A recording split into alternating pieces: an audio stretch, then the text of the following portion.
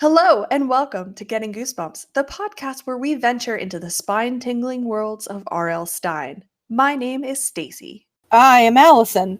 Boo, I'm Mickey. Welcome to our new listeners and welcome back to those who have listened before. You might be wondering, haven't you done this already? Haven't you covered Welcome to Dead House? It's true, we did. But now we are rebooting our podcast because we think it's been a while and we could probably do it a little better. We'll see about that, though. Yeah, we won't, but we'll try. We're going to try our best. We are starting with Welcome to Dead House, Goosebumps book number 1. We are going to talk a little bit about the book, a lot about the book. And then we are going to dive into the television episode as well. That one maybe just a little bit. But I'm going to start now with a summary breakdown of the book so that everyone can be up to speed, just in case you haven't read it. So, spoilers ahead, but feel free going forward to join us, read the book in advance, and then you can know what we're talking about. We'll be going in numerical order. Press 1 now. Yep. Okay, so welcome to Dead House. The Benson family, mom, dad, Jake, who we get his name and not the mom's name. I'm sorry. Amanda. Weird. Yeah, right? I don't know why. Amanda, who's 12, Josh, who's 11, and their dog Petey are moving into their new house in Dark Falls. Left to Jake by a mysterious great uncle Charles, the family meets with real estate agent Mr. Dawes for their very first tour. Amanda believes she sees a boy in her soon-to-be bedroom doorway, but brushes off this notion when Mr. Dawes insists the house is not haunted. Once they move in the following week, these eerie moments keep happening, and the kids even start having nightmares. The following day, Amanda and Josh meet a young boy named Ray from the neighborhood, as well as a larger group of kids and teens who seem a little strange. Time passes with these new friends, and Petey runs away during a softball game. Amanda and Josh sneak out during the night to find him and search the local cemetery. The two encounter Ray, who does not want them to go. They discover an amphitheater at the edge of the cemetery and Petey, who is now aggressive and stinky. Amanda and Josh also discover gravestones that feature the names of their new friends, including Ray. Ray admits that he is dead, as is Petey, who they killed because dogs tend to give them away. The townsfolk are the living dead, and they need fresh blood. Josh and Amanda are able to defeat Ray, exposing his flesh to a flashlight and causing it to melt. They return home to find the house full of zombie kids. They explain that Dead House is used to lure in fresh blood for the townsfolk once a year, and at one point each of them had lived there and had been the sacrifice. Mr. Dawes arrives, but it turns out that he is also among the living dead. He takes the kids to the amphitheater where their parents are tied up and ready to be feasted on. Amanda and Josh overturn a tree that was providing shelter to the massive crowd at the amphitheater. The zombies are massacred and the family manages to escape. They quickly move out of their home, but Amanda sees a new family pulling in the driveway and possibly Mr. Dawes standing on the front porch to greet them. So that's a brief summary of Welcome to Dead House, but we are going to get into a little bit more details going forward. I would like to know, before we dig in too far, what are you guys thinking? What are your initial thoughts of this book? I like it. Positive. Yeah. I think on the grand scale of neutral being in the middle, bad being on one end and good being on the other, on the good side of neutral. Nice. I suppose. How about you, Allison? I enjoy it. I gotta say, rereading it again, I was a little bit let down. I guess I think I had fonder memories of it than, because we read it not too long ago. What, a couple years? I enjoyed it. I did enjoy it, but if I have to be honest, I liked the episode more. What? Yeah. No. I can't remember where I fell on the book the first time that we read it, but I think going into this time, in my mind, I thought the book was not very good.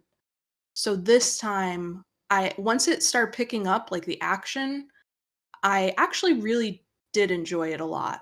And there were definitely parts of the TV show that I liked more than the book. but not enough. Not enough to make me overall enjoy the TV show more, if that makes sense. I can understand that. I'm looking at our old review before we were actually doing goose reviews. I don't know, reviews. But all I had written was not too bad, enjoyable. So I don't think I felt too strongly about the book then either. But I enjoyed the book. Me? I really enjoyed it. I think I enjoyed it more this time around than I did the first time. I definitely got to kind of embrace the nuances of the haunted house story that I might have, brushed over the first time. The episode was, oh God, torturous for me. I loved the episode. Oh my God. Then I cannot wait to talk about it afterwards. Uh-huh. Before we go into more detail then, thank you for your summaries. Let's talk about the book itself, the physical copy of the book and the cover. I think some of the artwork that is on the Goosebumps covers is just magnificent, and we would be remiss not to discuss it. Totally. When I think about Goosebumps, one of the first things I think about is the covers themselves. The cover art. I think about the original books and how the word goosebumps is literally goosebumpy. Raised. Yeah. Texture. That's the word copy, I'm looking for. I have one of those copies for mine right now, and it's excellent. Yeah, it's got the number on the side. It's got the textured title. Not like those new books. Don't know where you're reading. So when you first look at the cover, there's a big looming house, and the front door is cracked open with light coming out. And there's a light on in one of the windows. And there's a figure in the window. And this figure is like an old man, like an adult hunchback man or something. And in the book, it's very clearly kids. Yeah, it looks like a goblin or something. The proportion of his arms are bad. It gives a wrong impression. He's got T-Rex arms. I disagree. I think that is just because his elbow is hiding behind part of the window, but I see where you would get that. I mean, if his elbow is hiding, that's an angle that his. And no, he's just got T-Rex arms. But yeah, no, the covers are beautiful. I love the play of blue and orange. And I love how kind of dilapidated the house looks. But it's not accurate to the book. I don't know who that man is. I don't know what he's doing. But it's still a pretty cover.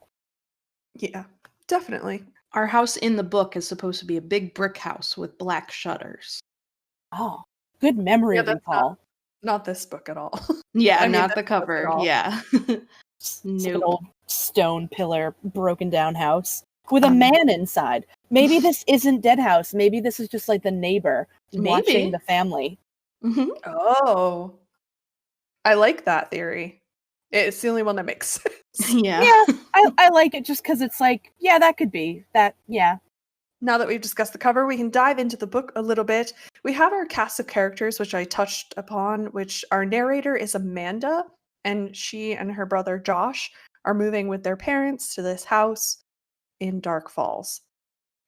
So in the beginning, they are going to view the house. The dad has found out that he was left to this house by their mysterious great uncle of some sort that he's never heard of, but hey, free house, who can blame him? Bad parenting. Bad parenting. I would absolutely. Just the beginning. No, I would absolutely. If you don't even lie, if you got a free house, you would move in tomorrow. If someone told me I got a free house from a relative I'd never heard of before, I would say, "Oh, this is a scam." Yeah, I'm glad they go to look at it. Yeah, but they went and looked at it. True. And it was real. I would have been like, yeah, I'll take a free house. I'll take a free house and I'll flip it.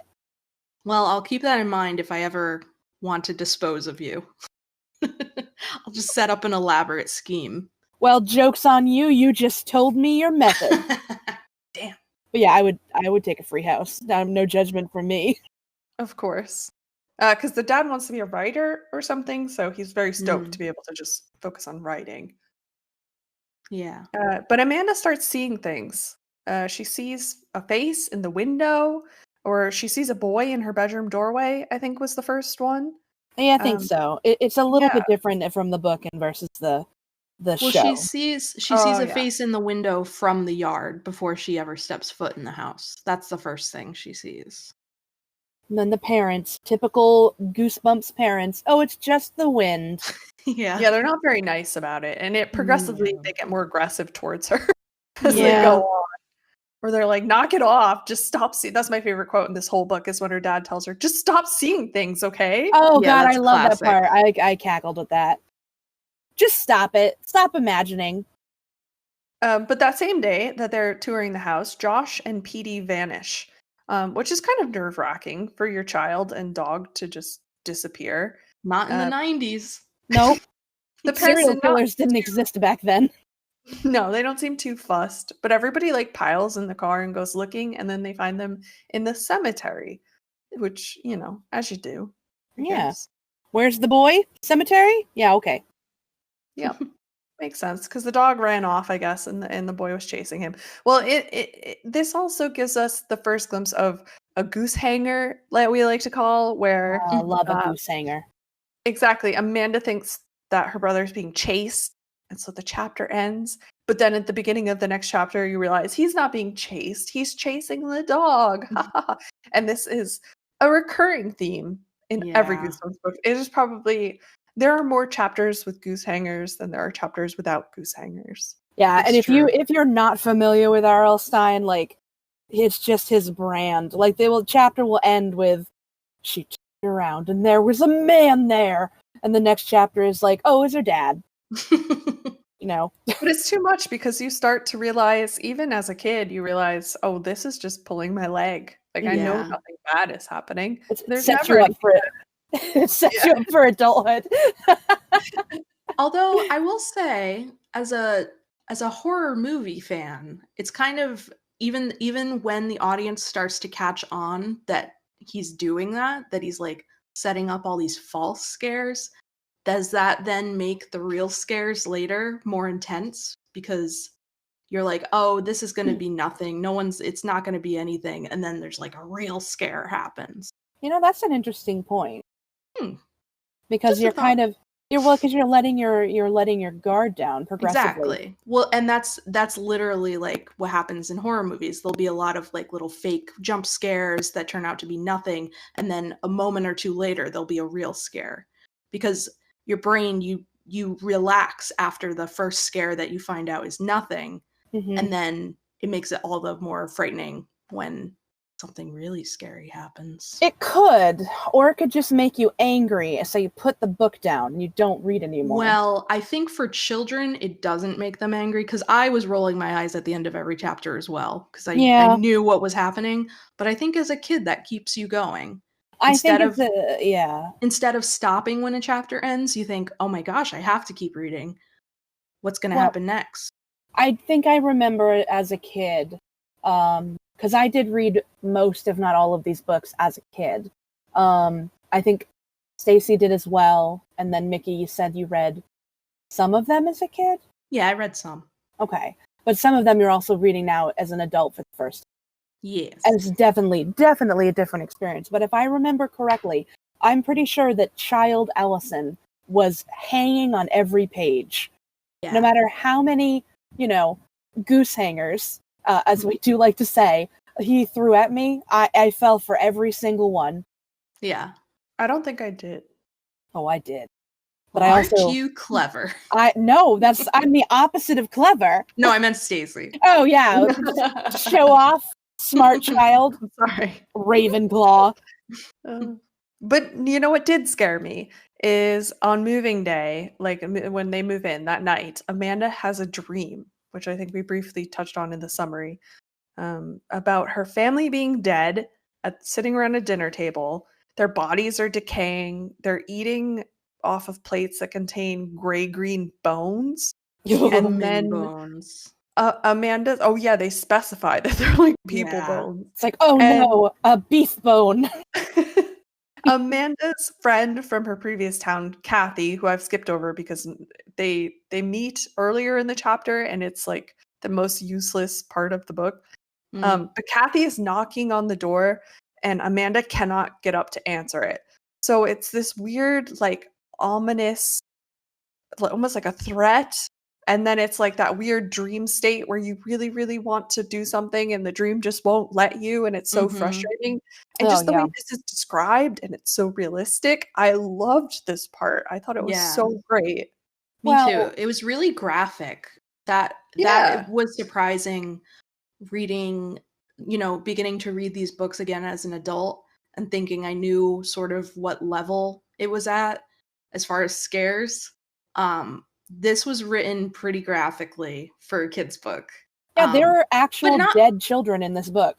But also at the same time, like, visualizing the way that he's describing it, it's really not, it's not so bad that you couldn't recreate it in a TV show and have it be appropriate for kids. It's like skeletons sitting at a table. But I don't know, it was very, very creepy, a lot creepier than I thought it was going to be. Well, Stein, all his dreams, or at least the dreams I remember that we've read, because, remember, this is a reboot, so we've read pretty far in and we're redoing, but we've talked about his very, very detailed, very horrific writing of dreams before. Like, I don't know if he just kind of throws off the shackles when he's writing a dream scene, but they get wild. Yeah. Well, because you don't have to obey any laws of reality, even the fictional ones that he's created. When it's a dream, anything goes in a dream.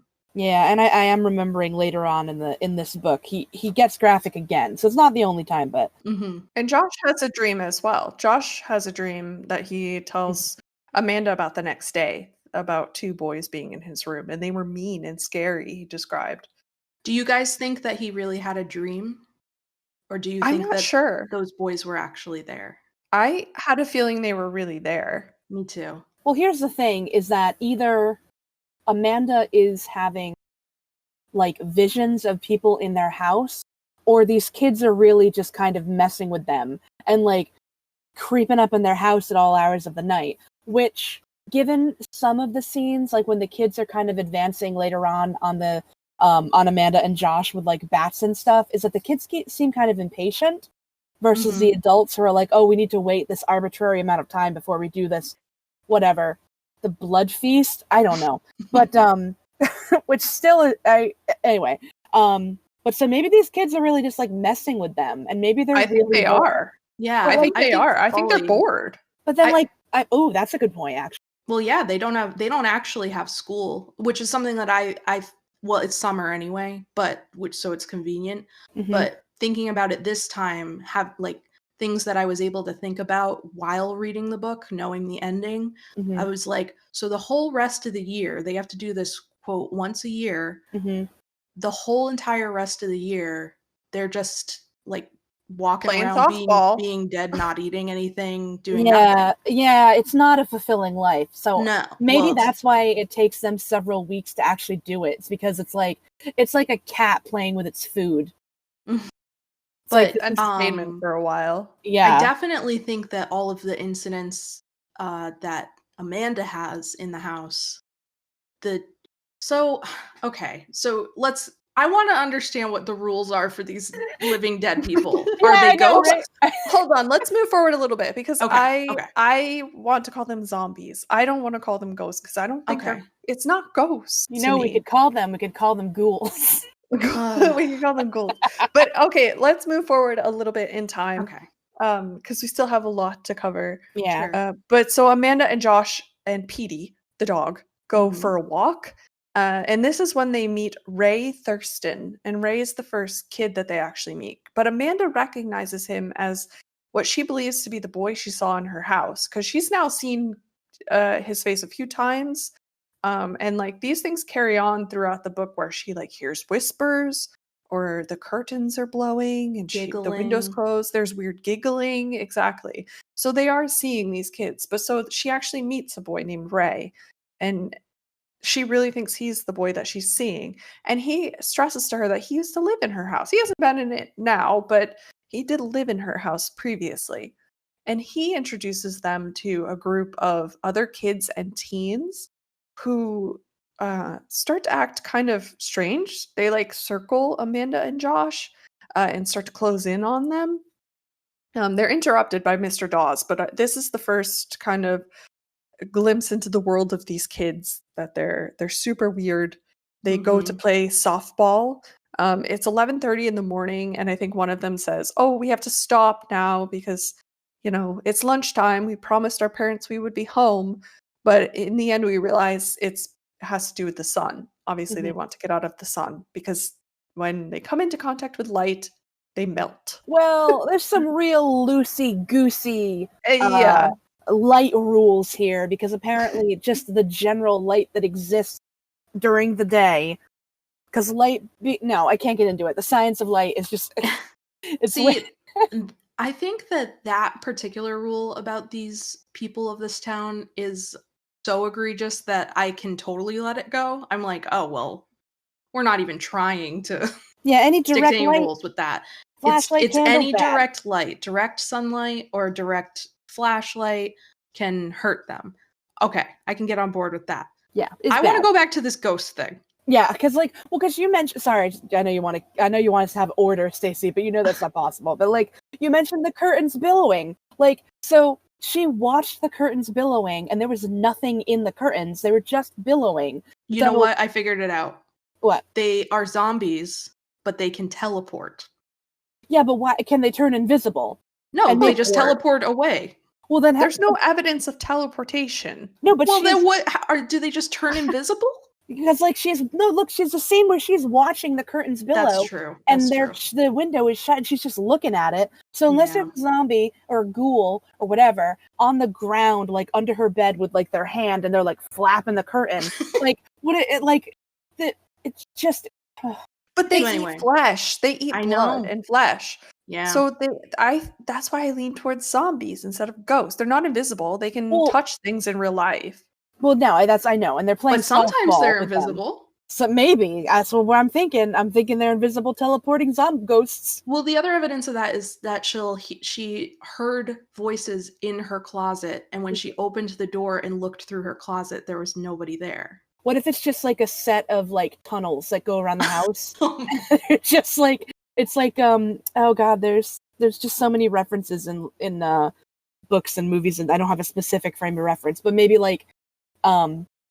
Psycho, where Norman Bates is looking through the peephole in the wall. Also, do they eat flesh? They only ever say blood. And considering that they're all the new zombies, after they're drained of blood, still have all their parts, I don't think they're eating any flesh. Anyway, vampires. I don't understand. These are very unique entities. Yes. I think our boy couldn't decide if he wanted to do zombies, vampires, or ghosts, so he made some kind of hybrid. So he threw in a bunch of names in a hat. Mm-hmm. And he's blood drinking? Yep. Direct sunlight? Yep. And to add to the ghoul list, they became this way because the plastics factory or whatever in town exploded and emitted a gas that killed yellow everyone. Cloud. That was something I had forgotten about until I reread it. Yeah, me too. And that's pretty horrifying. And also, this makes it more difficult to define what they are. Yeah. They're I don't know. Gas creatures. But then, so did the gas cloud kill everybody? Gas. Did they kill everybody? And so then now they're just, in town, and they're well, we're dead now, I guess. And then, maybe a new family comes in, and they're well, they smell real good. Let's drink their blood. Whoa, hey, I feel like I could live another year. And then now they have this elaborate scheme? Or did a few people die and then they slowly discovered that extra? Here's my other question. Floats. I totally have Wraith floats. Guys. Yes, guys, what? Sorry. I hate to throw another wrench into the cog. But listen, when did the factory accident happen? 3 years ago or something? Wait 10 a years minute. ago? Wait a minute. Their dates of death are from 20, 30, 40 years ago. No, they're not. They're from 1988. Yeah, some of them. They're different in the show. They're very different. In the book, they're the 80s, I think. Okay, listen.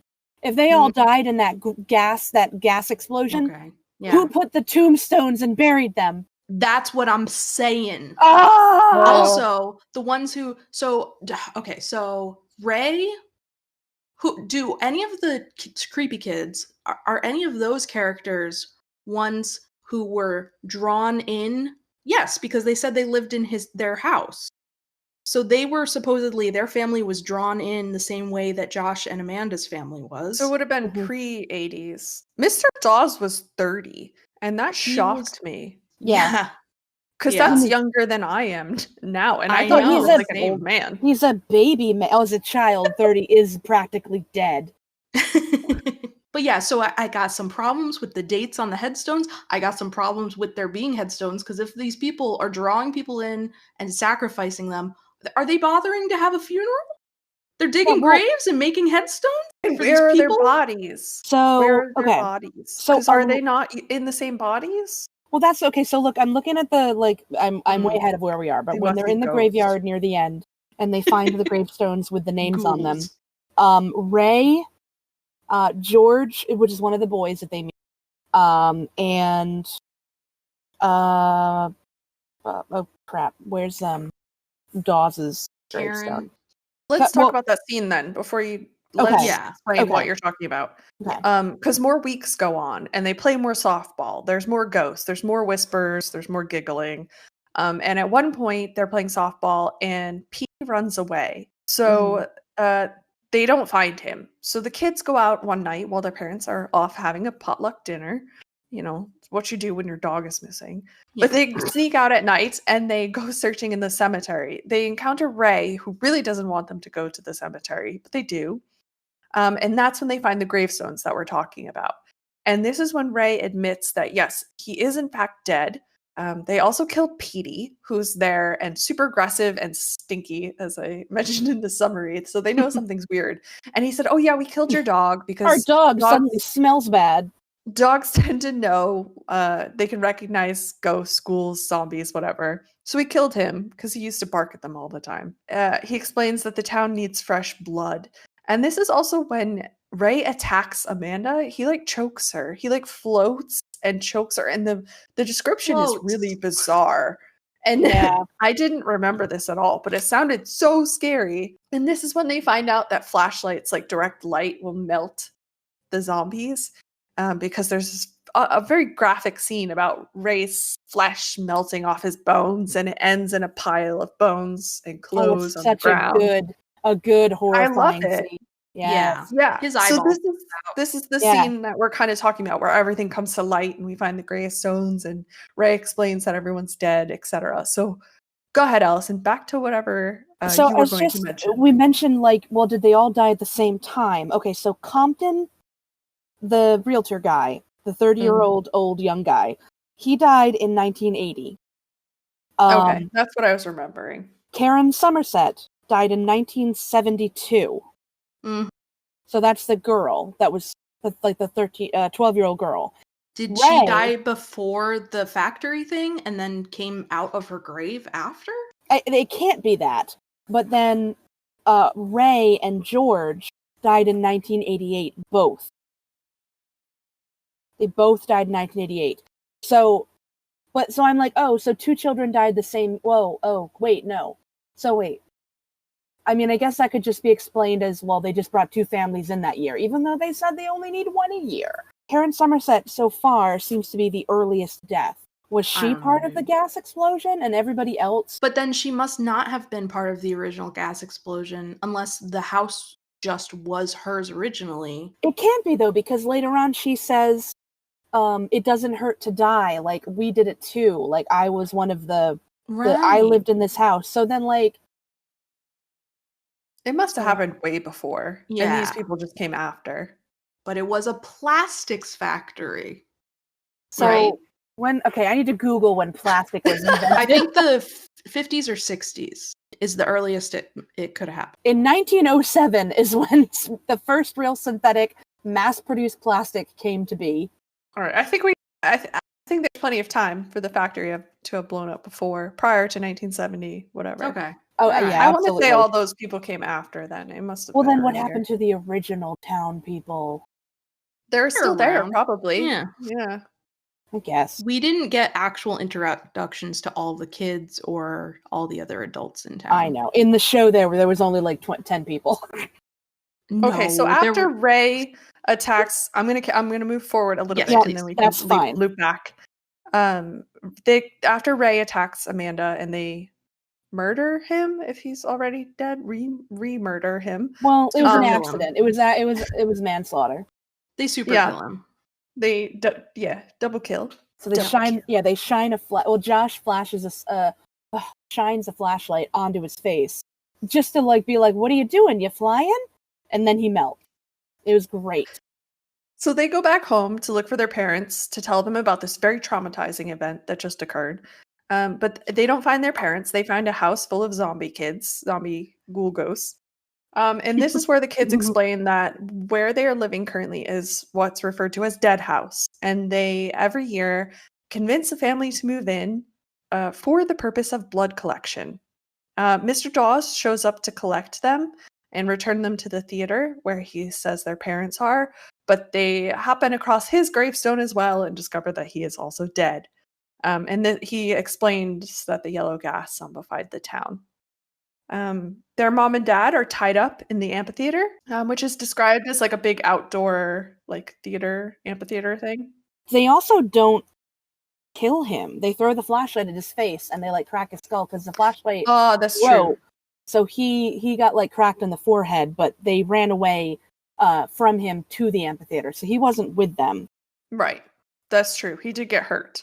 And then we don't know anything further at that point. Mm-hmm. So the mom and dad are tied up, getting ready to be eaten by the zombies. But in this sunken amphitheater, above it, is a tree that is slightly coming out of the ground, like tilted. So it's covering all of the zombies that are now sitting there at the amphitheater enjoying the mom and dad show.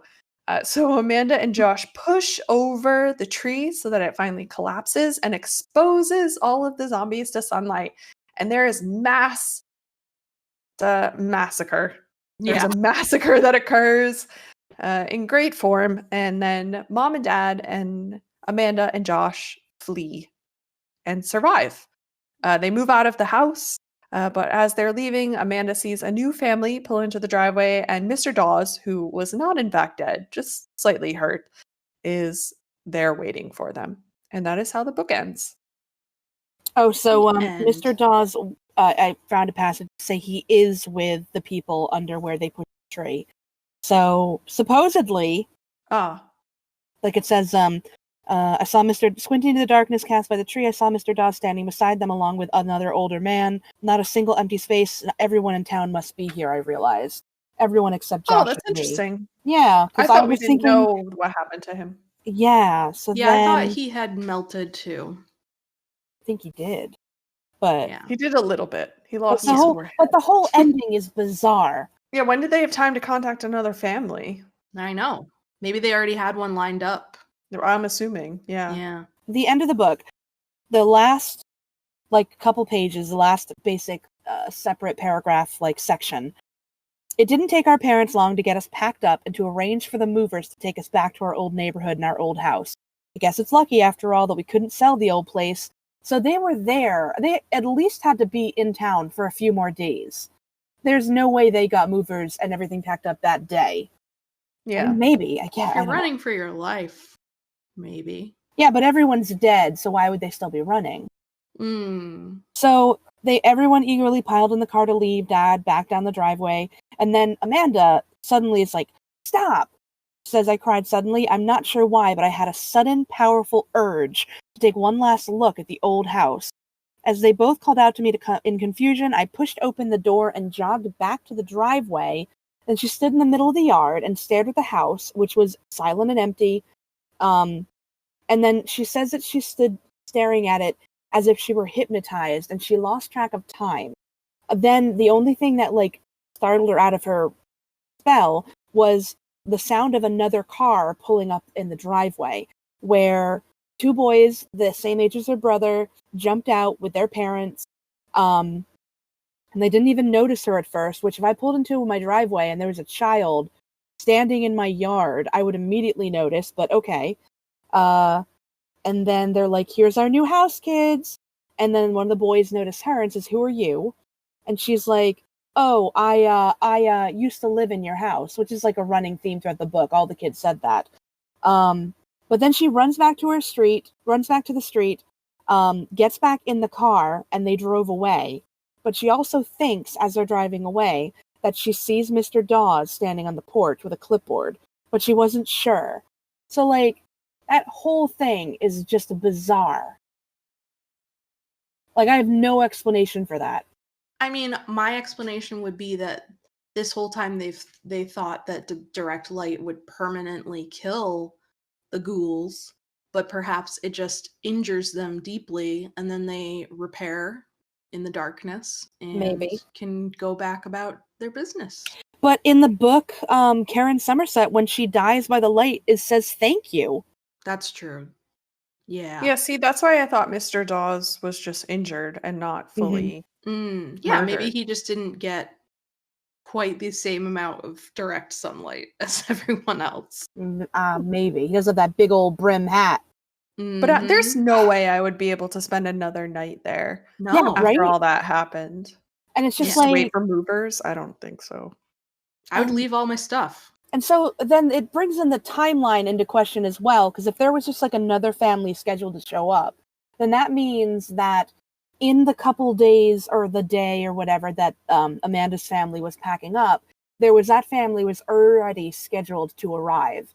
So Yeah, that's what I'm guessing. So they're saying they only need blood once a year, and yet they're having a new family every 3 weeks?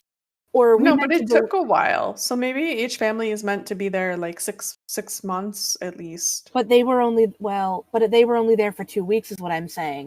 And a few days later, after everyone was, killed by the sun, supposedly, a new family shows up. So that wasn't 6 months. Maybe every person in town needs to eat once a year, but they each need a person to feast on. Well, they should be really specific about that, because that is not fair to their victims. They're lying. Oh, they weren't being fair to their victims? No, they were not being truthful. But it's just like, I guess that's why I don't give this book a glowing recommendation, is because it kind of leaves me with a bunch more questions. Like, R.L. Stine loves a good, like, twist ending, but, like, sometimes the twist ending are just like, oh, okay, but this one is just like, what? My only problem with the ending is that we didn't find out that the dog was actually okay. Oh, and, God, right? And yes. alive, and everything was fine. Mm-hmm. That seemed off to me. Yeah, Dean Koontz, celebrated horror author, doesn't even kill dogs in his books. And R.L. Stine kills a book halfway through. Kills a book. Kills a dog. I like to think that dead PD is still there, running around feasting on animal blood, just living his best wild animal life. Yeah, I think that's better than being melted. No. Also, that's another thing. If they can survive on animal blood, why don't they just go hunting? Get some deer. Maybe only PD can. Yeah. Because he is an animal. He's a dog ghoul, but not a person ghoul. But humans are animals. Oh. But you know what left me with more questions than the book was the whole book? Episode. The episode. I love the episode. Before we get switched to the episode, Mickey, do you have a fashion report for us? I have a fashion report. Thank you for asking. Oh, so, 90s fashion. Something that, kind of jumps out at me whenever I read an R.L. Stine Goosebumps book is that every once in a while, he will just take a moment to let you know exactly what a kid is wearing. I don't know why. Perhaps children enjoy hearing exactly what the character is wearing. Or some cool clothes. Yeah, real cool. So, let's see. The first outfit we hear about is Amanda wearing white tennis shorts and a sleeveless blue t-shirt. Fair. That sounds okay. Yeah. The next one is when an outfit is mysteriously placed on her bed. It is a pair of faded jeans and a pale blue sleeveless t-shirt. This girl likes sleeveless t-shirts. Yeah, well, It's summer. Don't be judging. Yeah. Mm-hmm. Well, speaking of which, when they meet Ray for the first time, he's wearing a maroon long-sleeve sweatshirt and some black straight-leg jeans. That's super cool. It's very cool. These kids sound pretty hot. Yeah. He sounds sweaty as hell. Oh, and he has a blue baseball cap tucked into his back pocket. That's What? pretty cool. That's It's a cool not on look. his head? No, he has it tucked into his back Must have pocket. been Just in cloudy. case. Just in case, yeah. That's Sure, cool. yeah. He's the coolest kid in this book, I bet. He is pretty cool. And then when the gang of kids shows up, they are described as wearing jeans and dark t-shirts. Except All of one them. girl. Except one girl who is wearing green spandex tights. Ew, That's the what? only Yeah. description. Yep. Yes. Yep. R.L. Stine does not Okay. specify which girl. It just says one of the girls is wearing green spandex tights. And pay attention, folks, because I think going forward, we might hear a little bit more in these books from R.L. Stine about spandex tights. I would say as the They were quite popular at the Yes. time. books get progressively wackier as we go, but also the fashion does too. That's pretty much it. There's other minimal, like I would say appropriate levels of description of what people are wearing later. But not the ones that set off my little fashion ding, fashion alert. So those were the fashion alerts for this book. Do we want to get in the TV show now? Yes. Yes, let's venture to the episode. I just have Episodes. one. Okay, I just have one question. Why the wreath? Great There's question. a wreath. I'm gonna leave it to you guys to talk more about it. I think because you guys enjoyed it, and I'm just like, what? There was a lot of things that, to be fair, there was a lot of things that I think can be explained as better for TV. Yes. Like there were things obviously that they had to cut or change based on it being a TV show. But then there were just some things that I just don't know. So please tell me your thoughts. On the wreath, I have a few answers for you. First of all, why there was a sort of mystical type object introduced. I think it does make sense to the plot because it gives a reason for the family to have been left alive for so long. Can you explain for the listeners, Yes. what the wreath is? So the wreath is what Amanda's mom pulls out of a box on moving day when they're moving in. It is not described very much because we're watching the television show, but it appears to be a Victorian trash. It's a trash wreath. Well, I don't know if you looked closely at it, but it is made of human hair. Oh, is that what it is? Yes, it's like yes. Ugh. And I did a little bit of research on this. There was the Victorians liked to do a lot of artwork using human hair. It's quick to jump to that it was a mourning item, like you would take some locks of hair from the deceased person and make some artwork out of it. But they would also do this when someone didn't die. It could just be a family heirloom, which is how Amanda's mother kind of treats it. She just says, these are all my grandma hair. Yeah, I mean, she doesn't specifically get into that, but you can see if you actually look at it that there are locks of hair in the wreath with like bows and flowers and stuff. So one way or another, it's a family heirloom.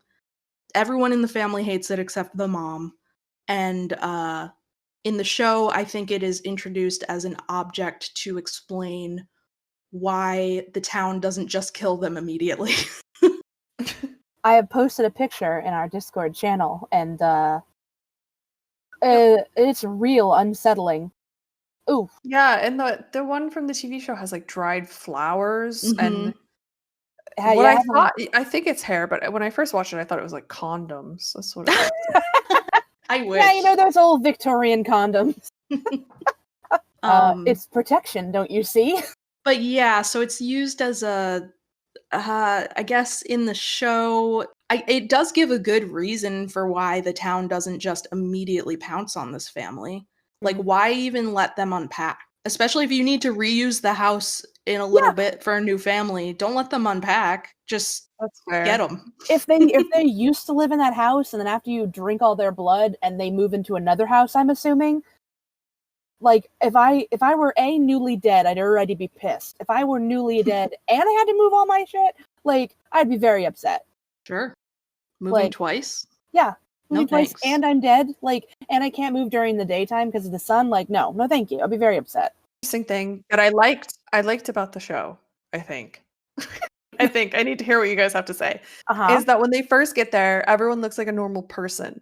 And then as time progresses, they start to the zombies start to look more like zombies. Like they lose Yeah. all of their color. They start to see the parts of their flesh is decayed, things like that. And I think that's kind of why I lean towards zombie, because they look like they've actually been infected by like a gas. Like their skin is like or not like a chemical burn. It kind of, it's actually sort of, in some of the scenes, it's actually quite subtle. I'm really impressed, actually, that they went really subtle with it. Like Mrs. Thurston, for example,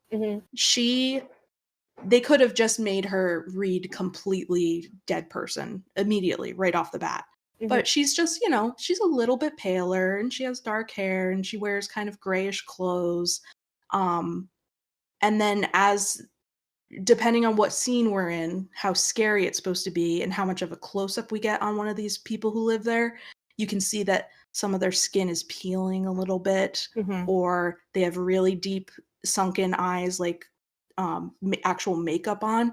And I was wondering, and I think as I was watching the episode, I was thinking, wow, they did a really good job with the makeup on the scenes when it was very subtle. But then in retrospect, after seeing what they did with the dog, the special effect with the dog, where they actually pulled the saturation down on just the dog, I think they did that with some of the people too.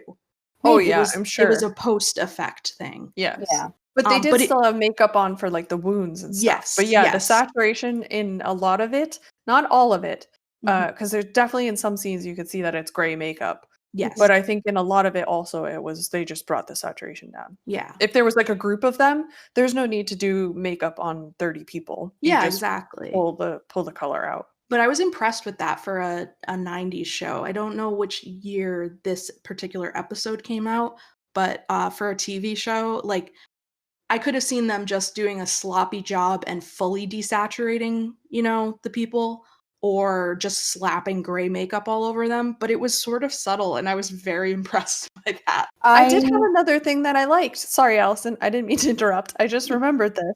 The parents take Amanda seriously in the show. Yes, I was just gonna say that. That was the reason why I like the episode. You both know this already. I can't stand the whole trope of like parents not believing their kids. Like I know, kids tend to be imaginative and monsters under the bed and all that stuff. But like it's just you have a 12-year-old daughter who is like, I saw somebody up in the window of the house that is empty and all the doors are unlocked and that no one lives in. Should we check that out? And in the book they're like, no, you silly dum that's just the wind. But in the show they're like, oh, okay, I'm gonna go get a flashlight and I'm gonna search the whole house. You stay here with your mother. And then like, oh, there's something in your closet. Oh, well, there's a big hole here. I'll patch this the next day. Like, oh, you had a nightmare. I'll stay with you until you fall asleep, says the mother. Like, oh, I loved it. I love good parent representation. Because if anything, that adds to the horror for me. It's not the children like dealing with this alone, and then they can, the parents see the problem and they can fix it. It's that like the parents see the problem too, and they're all victims of it. Like they can't do anything. I do understand as far as it being a children's book why they do that, because the part of the fear is supposed to be you reading it as a kid and being like, oh, well, grown-ups don't respect me. And what if they didn't believe me and something really scary was happening? And that's part of the fear. And I get that. But I do agree that in the TV show, I think they did it in a way that didn't make the parents ridiculously unrealistic. They tried to be sensible. Like the dad looking through the whole house when she said she saw something or heard something. And then, as an adult viewer, you're like, oh man, what is going on if he looked through the whole house and couldn't find anything? So what was causing all of that stuff? I think that's why maybe it resonates with me now. The show, I preferred the show for this particular book, just because, I don't know, as a kid, it was like, oh, dumb parents, they don't believe me. But like as a grown-up, it's like, oh, this is awful. They're like, unfortunately, I have trouble separating myself from the fact that like these parents are being neglectful of their stressed out children. But in the show, it's like, oh, okay, this is a healthy relationship. I'm able to detach and enjoy this because I'm not worried about, DCYF or whatever, like coming to get the kids, which is a silly reason, but for me personally, that maybe added to why I enjoy it. But I also I love the visuals in the show. Like in the book, the town is like perfect and perky, and everything looks like shiny and new. Oh, well, maybe I'm remembering. Really? But I feel like I remember reading a passage where it was like it kind of looks like untouched. I'll try to find that again. But in the show, everything is like decaying, and everything is overgrown, and it's like visually very wrong, but like not so wrong that it's like, oh, we gotta get out of here. It just looks like a crummy town that fell on hard economic times. Exactly. Like there's boarded up windows and nobody's out in the street and it's really quiet. Mm-hmm. But I'll have to, I wish I had marked it in the book, but I could be wrong, but I really feel like I remember her talking about like the neighbors' houses looking like pretty, and like the house across the street was all the same type as theirs. And yeah, I don't think it was anywhere near as dilapidated as the show. I think it was passable as a normal town. Right. Mm-hmm. And I like that in the show, it's not several weeks. It's much more urgent, where they bring this family in, and like you can see the people visibly getting like, I need to feed, dude. I'm look at my arm. It's falling off. Like, we need to get going.